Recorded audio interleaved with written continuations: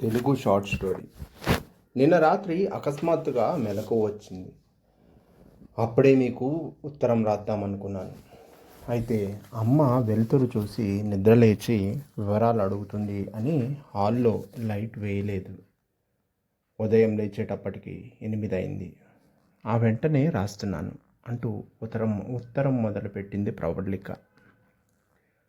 బస్సులో నిడదోలెళ్తున్న నాకు ప్రవళిక ఉత్తరం గుర్తురాగానే చుట్టూ చూస్తున్న ప్రకృతి మరింత అందంగా కనిపించింది. మీరిచ్చిన పేపర్ యాడ్ చూసి స్పందించాను అని ఫోన్ చేసిన ప్రవళిక ఆ తర్వాత ఎక్కువగా ఉత్తరాలే రాసింది. గుడివాడ నుంచి బయలుదేరిన బస్సు నిడదోలు ఎప్పుడు చేరుతుందా అని మనసు ఆరాటపడుతోంది. బస్సు కిటికీలోంచి బయటకు చూస్తున్నాను. రోడ్డు పక్కన కెనాల్ రూట్ బస్సుతోనే సాగుతోంది. కెనాల్ అందులో నీళ్ల రంగులో కొంచెం తేడా ఉన్నప్పటికీ సహజమైన తమ శబ్దాన్ని చేస్తూ ఉన్నాయి. ఆ పారే నీళ్లు, ఆ పక్కనే పొలాలు, దూరంగా అక్కడక్కడ చెట్లు అందంగా కనిపిస్తున్నాయి. నిడదోలు వెళ్ళాక ప్రవళికను ఎలా గుర్తుపట్టాలి? అయినా రాసింది కదా, మీరు తెల్ల చొక్కా వేసుకోండి, మిమ్మల్ని నేను గుర్తుపడతాను అని. ఆమె అన్నట్టే తెల్ల చొక్కా వేసుకున్నాను. బస్సు దిగి బస్టాండ్లో 5వ నెంబర్ ప్లాట్ఫామ్ దగ్గర నిలబడమంది. బస్టాండ్లోనికి బస్సు వెళ్తున్నప్పుడు ఏదో తెలియని ఉద్విగ్నత. చొక్కాని సరిగ్గా సర్దుకున్నాను. బస్సు దిగి ఎటూ చూడకుండా ప్రవళిక చెప్పిన 5వ నెంబర్ ప్లాట్ఫామ్ దగ్గర నుంచున్నాను. ప్రవళిక ఎలా ఉంటుంది? చదువుకున్నది. డ్రెస్లో వస్తుందా, శారీలో వస్తుందా? ఆలోచనలు సంతోషాన్ని ఫలితంగా ఉక్కిరి బిక్కిరి కలిగిస్తూ ఉన్నాయి. అటు ఇటు చూశాను. 20 మీటర్ల దూరంగా నా వైపు ఓ మహిళ వస్తూ ఉన్నది. చీరకట్టులో అందంగా ఉన్నది. ఆమె నేరుగా నా వైపే వస్తుంది. ఈమెనా ప్రవళిక? ఎదురుగా వచ్చిన ఆమె, మీరే కదా సాగర్ అంది. నేను వెంటనే, నువ్వు ప్రవళిక కదా అన్నాను. ఆమె నవ్వుతోంది. కొంచెం ఎగురుదిగుడుగా ఉన్న పళ్ళ వరుస. మనస్ఫూర్తిగా నవ్వుతోంది కనుక ఆమె నవ్వు బాగుంది. మీరు ఇప్పుడే వచ్చారు కదా, ఇక్కడికి వచ్చి ఎవరు నుంచొని చూస్తున్నారు అని గమనించాను. మీరే అని తెలిసింది. మళ్ళీ నవ్వింది.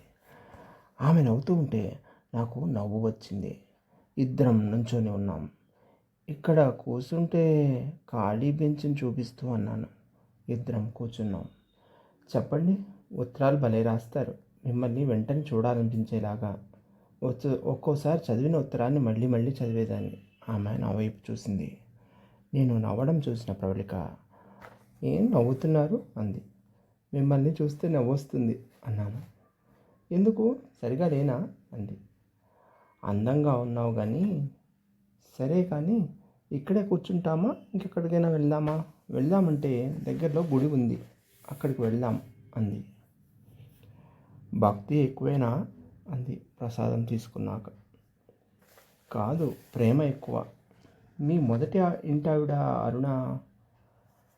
నేను మౌనంగా ఏం జవాబు ఇవ్వకుండా అలాగే చూస్తూ ఉండడాన్ని ఆమె గమనించింది. మీ ఊరు గురించి చెప్పండి అంది. మా ఊరు చాలా మంచి ఊరు. చెప్పాలంటే తెలంగాణ మొత్తం మంచిది తెలుసా అన్నాను. అంటే ఆంధ్ర మంచిది కాదా? మీరిప్పుడు ఆంధ్రాలో ఉన్నారు అంది ఓరగా చూస్తూ, తల నిలువున ఆడిస్తూ. నిజంగా మా తెలంగాణ ప్రజలు చాలా అమాయకులు అన్నాను. దృఢంగా నాలోని భావాన్ని గమనించిన ఆమె అవును అంది. భక్తులు వస్తున్నారు, మొక్కుతున్నారు, కాసేపు కూర్చుంటున్నారు, వెళ్తున్నారు. మేము అలాగే కూర్చోటాన్ని పూజారి గమనించాడు. అది గమనించిన నేను ఆ మాటే ప్రవళికతో అన్నాను. అయితే ఏంటట అంది ప్రవళిక. అయితే మాయ కానీ ఏదైనా హోటల్ వెళ్దామా, ఆకలి కూడా అవుతా ఉంది. ఆమె వెంటనే లేచి పదండి అంది. అచ్చమైన ఆంధ్ర భోజనం చేస్తారు ఇక్కడ. దగ్గరలోనే పాలెం హోటల్ ఉంది, వెళ్దామా అంది ప్రవళిక. సరే, నాకు కూడా ఆంధ్ర భోజనం అంటే మస్తు ఇష్టం. కొద్ది దూరం నడిచినాక పాలెం టిఫిన్ భోజనం హోటల్ దారి అని రాసి ఉంది బోర్డు. వీడికి దగ్గరేనా అడిగాను. అగోదు కనిపిస్తోంది. ఇద్దరం లోపలికి వెళ్ళాక కౌంటర్ దగ్గర ఉన్న ఆడమనిషి మా వైపే చూస్తోంది. మీరు చికెన్ తింటారా అంది ప్రవళిక. మీ ఇష్టం ప్రవళిక, నువ్వు ఏది తినమంటే అదే తింటాను. ఒకరిని ఒకరం చూసుకుంటూ భోజనం చేసి వరకు గంట అయింది. ఈ బిల్లు నేను ఇవ్వాలా, మీరు కాదు బాబు అంటూ వారించింది ప్రవళిక. నేను ఆమె మాట వినలేదు. రోడ్డు మీద నిశ్శబ్దంగా నడుస్తూ మళ్ళీ బస్టాండ్ వైపు వెళ్ళే రోడ్డు వైపు చేరాము. గీడేమన్నా చూడటానికి ఉన్నాయా అడిగాను ప్రవళికని. ఉన్నాయి బాబు, కానీ ఆ వల్ల నాకు టైం అవుతుంది. అమ్మకు తెలిస్తే గొంతు నిలిపి చంపేస్తుంది. దూరంగా బస్టాండ్ కనిపిస్తుంది.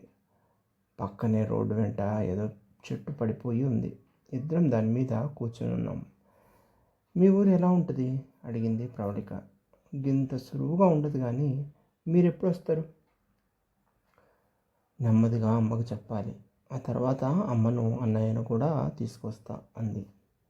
మంచిది, కానీ జల్దీ రాండి. ఆమె తల ఊపింది.